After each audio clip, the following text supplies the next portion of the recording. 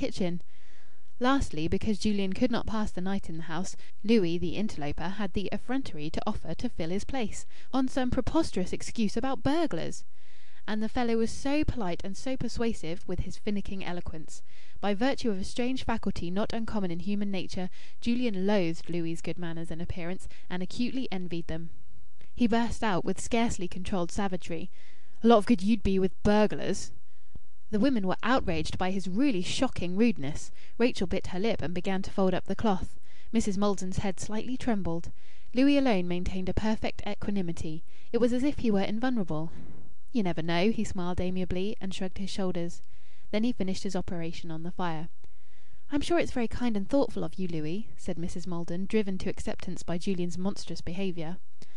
"Moreover," Louis urbanely continued, smoothing down his trousers with a long perpendicular caress, as he usually did after any bending, "moreover, there's always my revolver." He gave a short laugh. "Revolver!" exclaimed Mrs. Maldon, intimidated by the mere name. Then she smiled in an effort to reassure herself. "Louis, you are a tease. You really shouldn't tease me." "I'm not," said Louis, with that careful air of false blank casualness which he would invariably employ for his more breathtaking announcements. "I always carry a loaded revolver." The fearful word "loaded" sank into the heart of the old woman and thrilled her. It was a fact that for some weeks past Louis had been carrying a revolver. At intervals the craze for firearms seizes the fashionable youth of a provincial town, like the craze for marbles at school, and then dies away. In the present instance, it had been originated by the misadventure of a dandy with an out-of-work artisan on the fringe of Hanbridge. Nothing could be more correct than for a man of spirit and fashion thus to arm himself in order to cow the lower orders, and so cope with the threatened social revolution.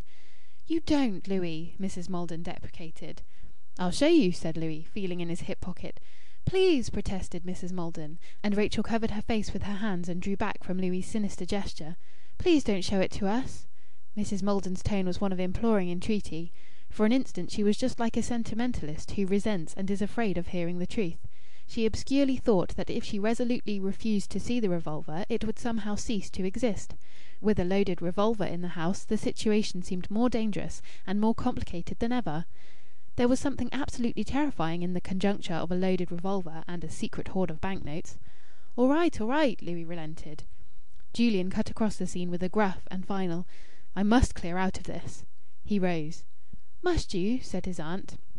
She did not unduly urge him to delay, for the strain of family life was exhausting her. "I must catch the 9:48," said Julian, looking at the clock and at his watch. Herein was yet another example of the morbid reticence which so pained Mrs. Maldon. He must have long before determined to catch the 9:48, yet he had said nothing about it till the last moment. He had said nothing even about South Africa until the news was forced from him. It had been arranged that he should come direct to Bursley station from his commercial journey in Yorkshire and Derbyshire, pass the night at his aunt's house, which was conveniently near the station, and proceed refreshed to business on the morrow.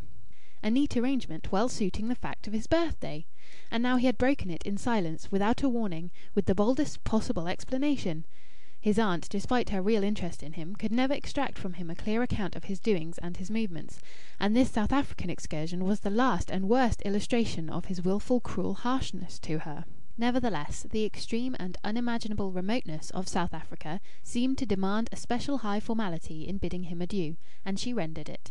If he would not permit her to superintend his packing, he had never even let her come to his rooms, she could at least superintend the putting on of his overcoat, and she did. And instead of quitting him as usual at the door of the parlour, she insisted on going to the front door and opening it herself. She was on her mettle. She was majestic and magnificent. By refusing to see his ill-breeding she actually did terminate its existence. She stood at the open front door with the 3 young ones about her, and by the force of her ideal the front door became the portal of an embassy, and Julian's departure a ceremony of state. He had to shake hands all round. She raised her cheek, and he had to kiss. She said "God bless you," and he had to say "Thank you." As he was descending the outer steps, the pipe case clipped under his arm, Louis threw at him, "I say, old man." "What?" He turned round with sharp defiance beneath the light of the street lamp. "How are you going to get to London tomorrow morning in time for the boat train at Waterloo, if you're staying at Knype tonight?" Louis travelled little, but it was his foible to be learned in boat trains and connections. "A friend of mine's motoring me to Stafford at 5 tomorrow morning, if you want to know. I shall catch the Scotch express. Anything else?" "Oh," muttered Louis, checked. Julian clanked the gate and vanished up the street, Mrs. Maldon waving. "What friend? What motor?" reflected Mrs. Maldon sadly. "He is incorrigible with his secretiveness." "Mrs. Maldon," said Rachel anxiously, "you look pale. Is it being in this draught?" She shut the door. Mrs. Maldon sighed and moved away. She hesitated at the parlour door, and then said, "I must go upstairs a moment." CHAPTER 4